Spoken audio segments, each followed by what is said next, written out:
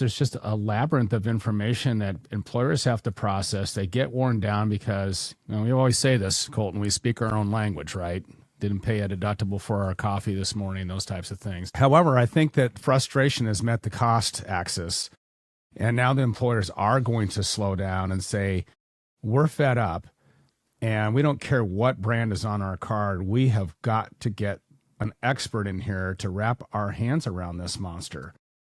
I think also the opaqueness of larger healthcare systems. We often talk about the term charge master, right? Well, we've talked to CFOs. They don't even understand their own charge master.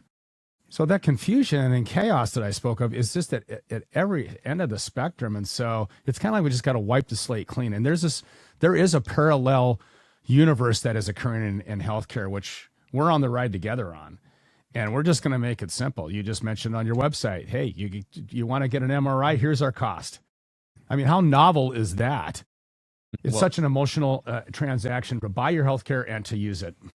Yeah, I feel like even, that's definitely a main point on why the needle's not moving. It is, but slowly. Why aren't people jumping on this a lot quicker?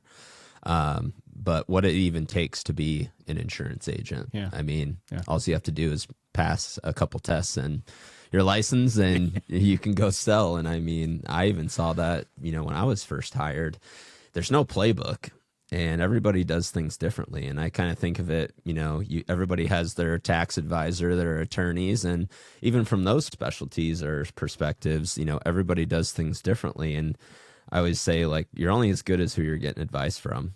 And you have these advisors that I'm constantly collaborating with that are very smart people, and that's why I choose to collaborate with them. But, we run into groups all the time that, their broker doesn't ever do self-funding. They've never unbundled the plan.